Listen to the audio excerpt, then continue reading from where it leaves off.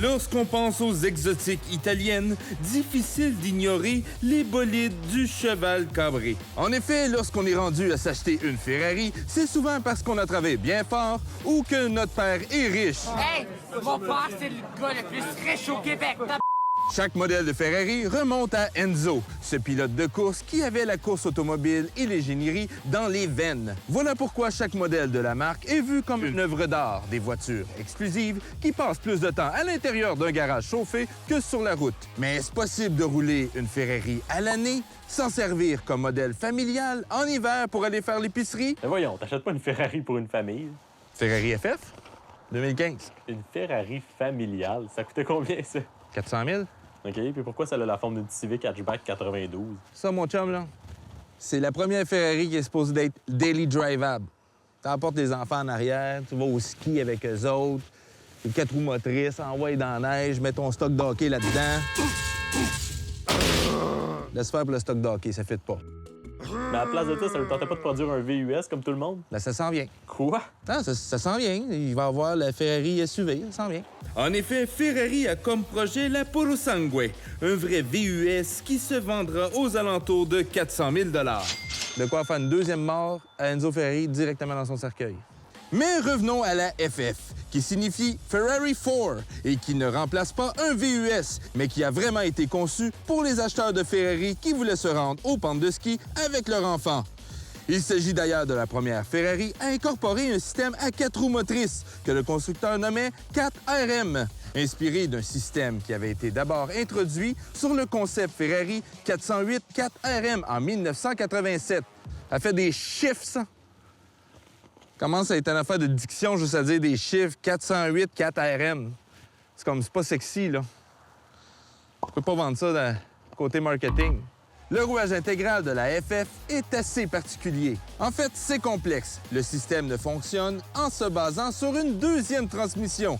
Celle-ci ne s'active que durant les 4 premiers rapports et n'envoie que 20 du couple disponible aux roues avant.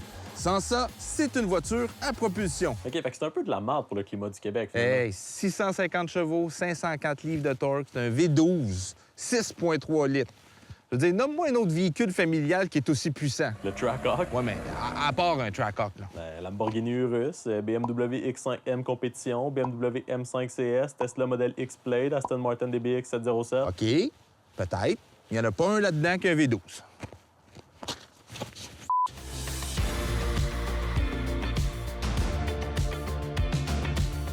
Alors, on oublie tous les petits bras alentour du volant, l'essuie-glace, on oublie aussi le clignotant. Tout est sur le volant. Alors, vous gardez les 2 mains sur le volant, ce qui est une très bonne chose à bord d'une Ferrari FF durant l'hiver, que le 4 roues motrices se désactive après la 4e vitesse. Alors, bonne chance l'autoroute dans une tempête de neige. On remarque ici le klaxon directement au volant, les clignotants directement au volant, mais aussi la petite touche ici qui est la sélection des modes de conduite, où il faut désactiver, bien entendu, le traction control pour avoir du plaisir, parce que je peux vous garantir qu'en mode wet ou neige, impossible de faire déraper la voiture. En tout cas, pas volontairement. Bon. C'est sûr qu'on peut pas avoir une FF en manuel. En fait, on peut pas avoir de Ferrari manuel, mais ça reste que c'est une manuelle. Alors, les changements de vitesse peuvent se faire avec les leviers ici ou en automatique.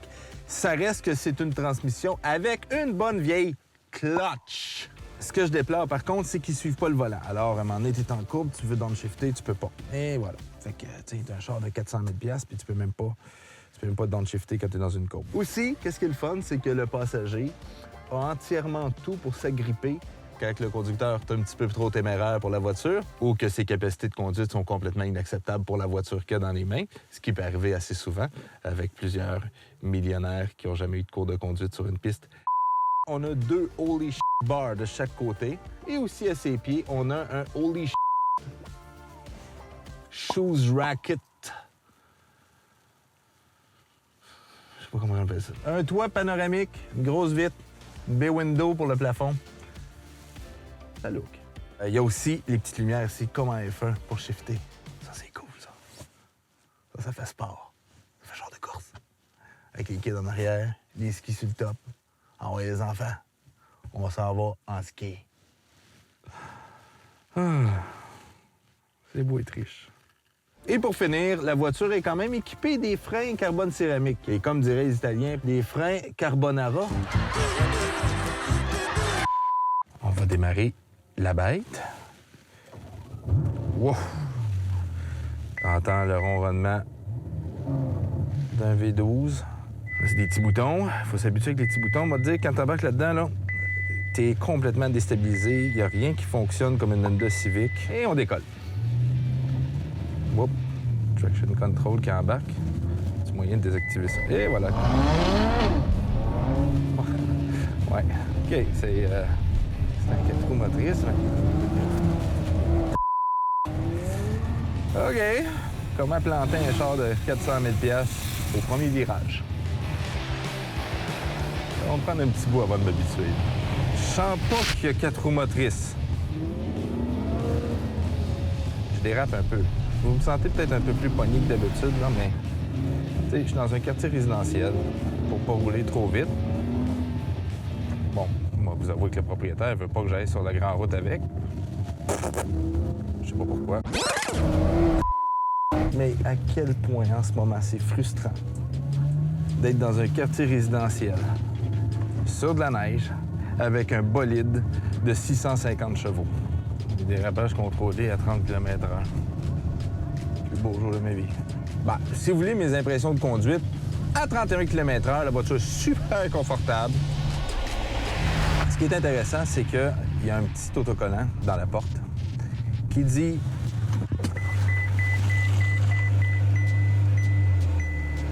la vitesse maximale avec des pneus d'hiver est de 270 km/h. C'est assez vite. Ça reste qu'il faut donner à Ferrari qui ont quand même osé faire un véhicule 4 roues motrices, familial, exotique. Ce qui est quand même cool quand tu y penses. Pour de vrai, je comprends le monde de Ferrari qui disait que c'était une voiture pour le quotidien. Sincèrement, la voiture est agréable, est puissante, est confortable. Il y a de l'espace dans le coffre, il y a de l'espace à l'arrière pour les jambes, pour les enfants, et la visibilité. On s'entend que dans les super voitures en temps normal, la visibilité est exécrable. Mais là, tantôt j'ai reculé, on voit tout. C'est quand même une belle formule. 4 places, tu embarques les enfants là-dedans sur des sièges que tu voudrais pas échapper du chocolat. Je parle par expérience, là. Moi, j'embarquerai pas mes enfants en arrière. New.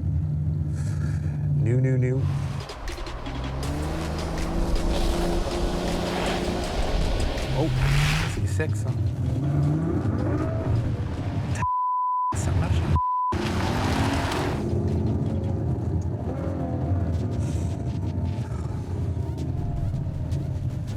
Non, c'est de la bagnole. Alors, pour ce qui est du 4 roues motrices, ça reste que c'est, encore une fois, 20 % à l'avant et le reste à l'arrière. Alors, est-ce que ça se fait de conduire cette voiture-là à l'hiver? Oui. Est-ce que c'est idéal? Vraiment pas. Mais en même temps, il y a du monde qui conduit des BRZ à l'hiver, qui est seulement propulsion. Fait que le petit 4 roues motrices qui est là, c'est vraiment pour aider de sortir d'un bourbier. Mais là, la personne qui annonce un 20 cm de neige, prends ton Porsche Cayenne, mon grand, parce que tu feras rien avec cette voiture-là. Oh oui, non, ça reste une belle machine, pareil. C'est sûr qu'à l'été, là, tu veux ça. Ouais, là, je commence à être habitué, par contre. Ça commence à être le 1, plaisant, mais surtout 2, dangereux. Puis en plus de ça, j'ai envie. La Ferrari FF est donc très fascinante et le fait que Ferrari ait eu le culot de commercialiser une voiture du genre mérite le respect de tout le monde. Mais on va se le dire, ça reste une voiture très nichée. J'imagine mal une famille partir à moins 30 à l'hiver pour aller skier dans une FF. Or, tout comme les autres Ferrari, il s'agit d'un jouet très cher et très exclusif qui, malgré ses prouesses hivernales, finira par rouler que très peu durant l'année. En effet, chez Ferrari, on s'en sort pas. Ces voitures sont considérées comme des gros bibelots, très dispendieux, qu'on vient de battre dans le calcium. T'en connais-tu d'autres des Ferrari, toi, battus dans le calcium de même? Non, hein? Moi, je l'ai fait. Puis je regrette rien!